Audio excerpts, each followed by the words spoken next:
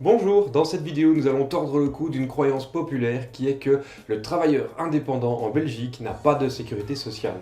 Alors beaucoup de gens sont d'accord pour argumenter ceci, beaucoup de gens répètent qu'il est difficile et dangereux de se lancer comme indépendant, mais au final quand on va gratter un petit peu les arguments de ces personnes-là, on se rend compte qu'ils n'en savent absolument rien, qu'ils ne savent pas pourquoi ils disent cela.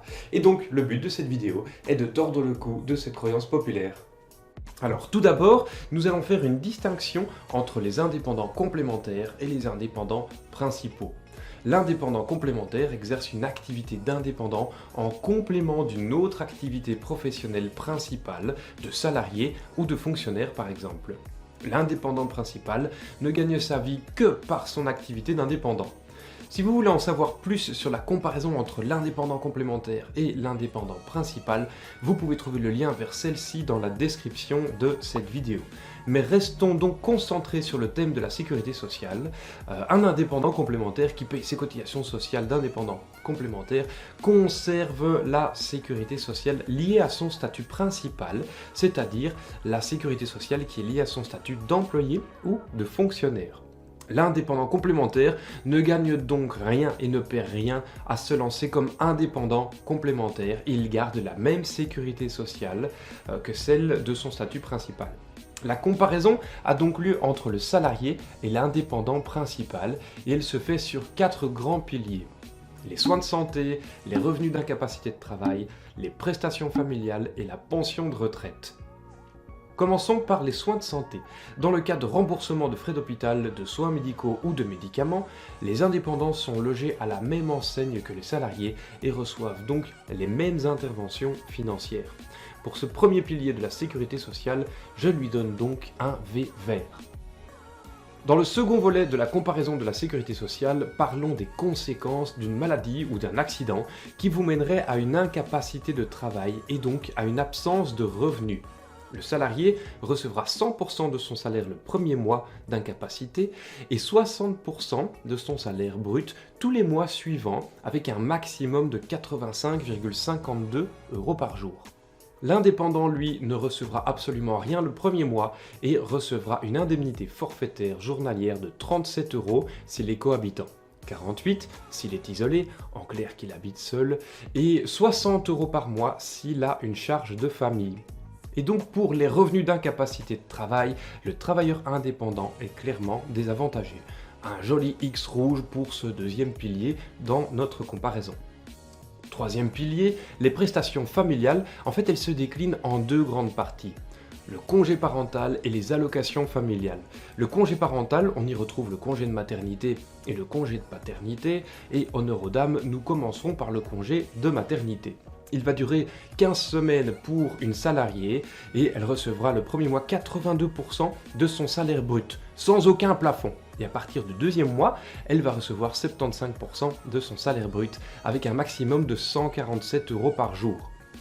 Le congé de maternité d'une indépendante va lui durer 12 semaines, 3 semaines de moins que pour l'employé, et elle va recevoir en fait un forfait journalier de 99,9 € par jour. En ce qui concerne le congé de paternité d'un salarié, il va durer 10 jours et le nouveau papa touchera 82% de son salaire brut plafonné à 120 € par jour. Si ce nouveau papa était indépendant, son congé de paternité durerait 10 jours et il recevrait une indemnité journalière de 83 € par jour. Concernant donc le congé parental, même si le salarié est un peu mieux loti, j'estime franchement que l'indépendant n'est pas en position inconfortable et donc j'attribue une note moyenne à cette comparaison. Parlons maintenant des allocations familiales. Elles sont exactement les mêmes pour les salariés et pour les indépendants et donc un beau V vert pour ce volet de la sécurité sociale. On peut conclure au final qu'il n'y a pas de grande différence entre les salariés et les indépendants pour ce volet prestations familiales. Et enfin, le dernier volet de la sécurité sociale est la pension de retraite. Pour vous donner des chiffres que vous pourrez interpréter facilement, nous avons calculé des chiffres de pension dans 3 cas. Le premier cas est celui d'un salaire moyen brut de 2500 € par mois durant une carrière de 42 ans. Le salarié touchera dans ce cas-là une pension de 1302 €, tandis que l'indépendant, lui, va toucher une pension de 1173 €. Dans les deux cas, c'est pas très élevé. Dans l'hypothèse d'un salaire moyen de 4000 € par mois toujours durant une carrière de 42 ans, eh bien, le salarié touchera une pension de 1 679 € contre 1 191 pour un indépendant. Et enfin, le cas ultime d'un salaire de 8 000 € brut par mois, toujours pendant 42 ans, eh bien, le salarié touchera une pension de 1 733 € par mois et l'indépendant seulement 1 319 €. En clair, la pension de retraite est très faible pour tout le monde et particulièrement pour l'indépendant.